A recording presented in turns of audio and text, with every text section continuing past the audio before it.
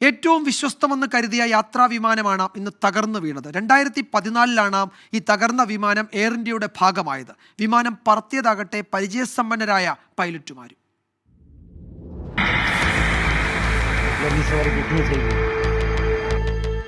വർഷം മുൻപാണ് അമേരിക്കൻ വിമാന നിർമ്മാതാക്കളായ ബോയിംഗ് കമ്പനി 787 ഡ്രീം ലൈനർ വിമാനങ്ങളുടെ നിർമ്മാണം തുടങ്ങിയത്. ദീർഘദൂര സർവീസുകൾക്ക് ഉപയോഗിക്കുന്ന അത്യാധുനിക യാത്രാ വിമാനമാണ് ഇത്. ഡ്രീം ലൈനർ കുടുംബത്തിലെ ഏറ്റവും ചെറുതും ആദ്യത്തേതുമായ വിമാനമാണ് അഹമ്മദാബാദിൽ അപകടത്തിൽപ്പെട്ട 787-8.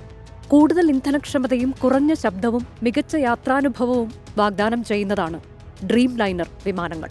ഡ്രീം ലൈനർ വിമാനങ്ങളുടെ നിർമ്മാണത്തിൽ ഗുരുതര വീഴ്ചകൾ സംഭവിച്ചുവെന്ന ബോയിംഗ് മുൻ ജീവനക്കാരന്റെ വെളിപ്പെടുത്തൽ ഏറെ വിവാദം സൃഷ്ടിച്ചിരുന്നു. അഹമ്മദാബാദിലെ ദുരന്തത്തോടെ ആ വെളിപ്പെടുത്തലിന്റെ ഗൗരവം വർദ്ധിക്കുകയാണ്. 8000-ലേറെ മണിക്കൂർ വിമാനം പറത്തി പരിചയമുള്ള ക്യാപ്റ്റൻ സുമീത് സബർവാൾ ആയിരുന്നു തകർന്ന വിമാനത്തിന്റെ പൈലറ്റ്. ഫസ്റ്റ് ഓഫീസർ ക്ലൈവ് കുന്തറും പരിചയസമ്പന്നൻ. News desk 24. ഏറ്റവും വിശ്വസ്തമെന്ന് കരുതിയ യാത്രാ വിമാനം ബോയിംഗ് കമ്പനിയെ സംബന്ധിച്ചിടത്തോളം അവർക്ക് ഒരു സംശയവുമില്ലാത്ത ഒരു ശ്രേണിയിൽപ്പെട്ട യാത്രാ വിമാനം, പരിചയസമ്പന്നരായ പൈലറ്റുമാർ, ഒട്ടും കാലപ്പഴക്കമില്ലാത്ത എയർക്രാഫ്റ്റ്, അങ്ങനെ ഒരു തരത്തിലും എന്തെങ്കിലും ഒരു ആശങ്കയ്ക്കിടയില്ലാത്തതായിരുന്നു ഈ യാത്രയൊക്കെ. പക്ഷേ സംഭവിച്ചു. എന്താണ് അതിലുണ്ടായത് എന്നത് ഇനിയും വളരെ വിശദമായ പരിശോധനയ്ക്ക് ശേഷം മാത്രമേ വ്യക്തമാകൂ.